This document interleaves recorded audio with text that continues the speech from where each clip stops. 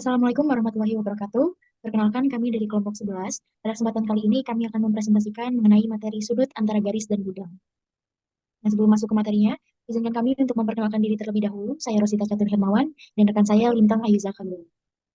Untuk selanjutnya, itu mengenai pengertian dari sudut antara garis dan bidang, di mana sudut antara garis dan bidang itu merupakan sudut yang dibentuk oleh suatu garis dengan proyeksi ortogonal atau tegak lurus garis tersebut pada bidang. Nah, contohnya di sini, untuk menentukan sudutnya, misalkan terdapat kubus dan terdapat bidang A atau bidang ABCD di sini dan bidang EFGH. Nah, pertama-tama untuk menentukan sudut antara garis dan bidang, kita buat titik tengah atau midpoint di salah satu rusuknya. Di sini kita misalkan P, yaitu titik di antara garis AD. Nah, kemudian kita tarik garis dari titik F ke titik P ini atau titik tengahnya sehingga membuat garis FP atau PF. Nah, selanjutnya proyeksikan garis pada bidang A atau bidang ABCD. Proyeksikan yang diproyeksikan adalah garis PF ini kepada bidang A atau bidang ABCD sehingga nanti hasil proyeksinya adalah garis BP yang ini dari B ke P.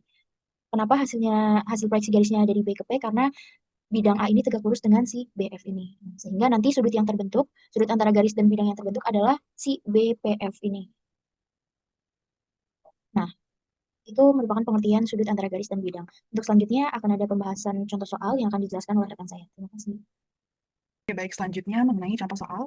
Di sini kami sudah menyiapkan satu soal, yaitu tentukan besar sudut antara garis FP dengan bidang ABCD. Ya, seperti yang sudah dikatakan Rosita, garis FP dengan P di mana itu titik tengah dari garis AD. Oke, langkah yang pertama yaitu tentukan titik potong antar garis dengan bidang, yaitu garis FP yang memotong bidang ABCD di titik P. Oke, langkah yang kedua, itu proyeksikan secara tegak lurus ke bidang. Ini sama seperti yang Rosita katakan sebelumnya, bahwa kita dapat menarik garis dari titik F yang tegak lurus ke bidang ABC, sehingga jatuh di titik B. Lalu yang ketiga, tarik garis dari titik P ke titik hasil proyeksi, yaitu garis BP. Nah, garis BP inilah yang disebut dengan garis proyeksi. Boleh di next, Rosita?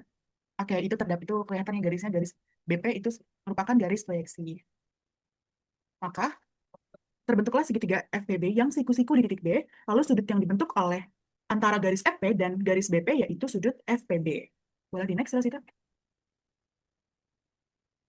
Nah, ini ada terbentuklah segitiga si FPB tersebut. Boleh langsung di next? Oke, lalu pembahasannya yang pertama, untuk kita dapat mencari besar sudut P, itu kita dapat menggunakan perbandingan trigonometri seperti sinus, kosinus, maupun tangen. Namun, pada case sekarang kita menggunakan perbandingan trigonometri sinus. Karena diketahui adalah FB, 2 cm, maka kita dari segitiga FPB ini kita perlu mencari PB. PB itu didapat dari kuadrat ditambah panjang AP. Yaitu kan berarti 2 cm ya sisinya, Pus. Lalu ditambah dengan 1. AP itu sama dengan 1 karena setengah dari sisinya AD. Maka PB-nya adalah 5 cm. Akar 5 cm, maaf. Boleh di next, Cita? Nah, lalu yang kedua kita mencari panjang FP, di mana panjang FP ini kan panjang sisi miring dari segitiga siku-siku tersebut, yaitu dengan menjumlahkan BP ditambah BF. BP itu tadi kita sudah mendapatkan akar 5 ditambah 2, berarti akar 5 kuadrat tambah 2 kuadrat sama dengan akar 9, yaitu FP sama dengan 3 cm. Next, kita. Oke, selanjutnya kita mencari perbandingan nilai sin dari sudut P. Untuk mengetahui sudut besar sudut P, kita dapat menggunakan perbandingan nilai sin dari sudut P. Kenapa kita pakai nilai sinus? Kenapa nggak tangan? Karena sinus itu kan depan per miring. Yang diketahui itu kan tadi adalah garis FP, di mana garis FP ini disebut dengan sisi miring dari sudut P-nya. Oleh karena itu perbandingan kita menggunakan sinus. Sinus P sama dengan depan per miring, yaitu depannya sinus P adalah FB, di mana FB adalah 2 cm, lalu dibagi dengan sisi miringnya, yaitu FP 3 cm. Maka sinus P sama dengan 2 per 3.